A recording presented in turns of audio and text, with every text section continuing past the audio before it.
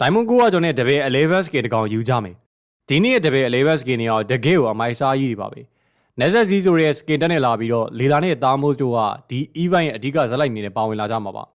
လေလာရဲ့ beacon skin ဆိုလို့ရှိရင်လေပေါ်မှာပြန်နေတဲ့အမြောက်ကြီးနဲ့တူသူ့ရဲ့ animate effect က၄မျိုးတောင်မှပါသေးတာပါသားမိုးဆိုရင်လေအတောင်မှန်ကားကားကြီးနဲ့တကယ်ကိုအမိုက်စားကြီးပါပဲဒီလိုမျိုးအရန်လအရန်မိုက်တဲ့ skin တွေကို Diamond 900ကျော်လေးနဲ့ရနိုင်ပါတယ်အားလုံးပဲမင်္ဂလာပါ AMD Game Show ကနေပြီးတော့ကြိုဆိုလိုက်ပါတယ်ဒီနေ့မှာတော့ကျွန်တော်ကတပည့်11 skin တစ်ကောင်ကို Diamond 900ကျော်လေးနဲ့ဘယ်လိုယူရမလဲဆိုတော့ပြောပြပေးသွားပါမယ် Event နိုဝင်ဘာ3ရက်နေ့မှာလာမှာဖြစ်ပြီးတော့ Phase 1ကိုတော့နိုဝင်ဘာ9ရက်နဲ့ Phase 2ကိုတော့နိုဝင်ဘာ19ရက်နေ့ဆိုပြီးတော့နှစ်ခါလာမှာဖြစ်ပါတယ်စုစုပေါင်း free token က36ခုရမှာဖြစ်ပါတယ်တခုရှိတာကတော့ဒီ test တွေမှာ Diamond 1000အထိ recheck လုပ်ခိုင်းတဲ့ test တွေပါလာတာပါဒါမဲ့ကျွန်တော်တို့က Phase 1တစ်ခုစီကို Diamond 900အထိပဲ recheck လုပ်မှာပါprice pool ထဲမှာတော့ဒီနေ့ရဲ့ double 11 skin တွေဖြစ်ကြတဲ့လေလာနဲ့သားမိုးရဲ့ Nasdaq skin တွေအရင်နေ့ကထွက်ရှိခဲ့တဲ့ double 11 skin တွေ Valia ရီဆန်ရှင်းနဲ့ Fasaro ရဲ့ Collector skin တွေ Lucky Box skin တွေနဲ့ Epic skin တွေပါလာလိမ့်မယ်ပြီးတော့ကိုလိုချင်တဲ့ skin ကို event show တွေမှာ crash လေးနဲ့လဲလို့ရပါလိမ့်မယ် double 11 skin တွေကို crash 800 Lucky Box skin တွေကိုတော့ crash 600 Epic skin တွေကိုတော့ crash 400နဲ့လဲလို့ရပါမယ်ဒါပြင် Wisco system ပါလာကြောင့်မလို့ကိုကျော်လုပ်တဲ့အကြိမ်များလာနေများ Wisco box တွေကနေပြီးတော့ skin တစ်ကောင်ရောင်းမှာပါ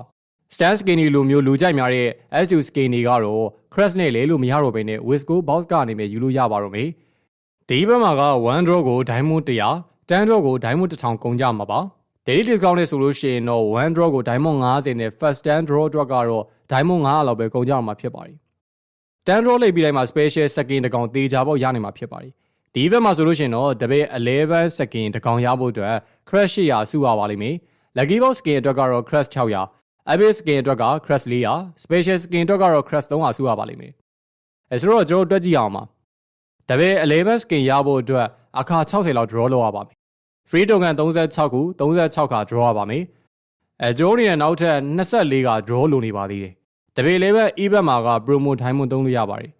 ကျွန်တော်စုထားတဲ့ promo diamond 820ရေPhase 1 recheck test ကနေပြီးတော့ရမယ် promo diamond 300ရေပေါင်းမယ်ဆိုလို့ရှိရင်တော့စုစုပေါင်း promo diamond 1120ရပါမယ် promo diamond တွေကိုသုံးပြီးတော့14က draw လုပ်ပါမယ်အပြောင်းအစင် diamond 280ကုန်ပါမယ်ဆိုတော့36အပေါင်း14ဆိုတော့ကျွန်တော်တို့မှာက draw 50ရှိနေပါပြီ draw 60ပြေးဖို့အတွက်10 draw ပဲလိုပါတော့တယ်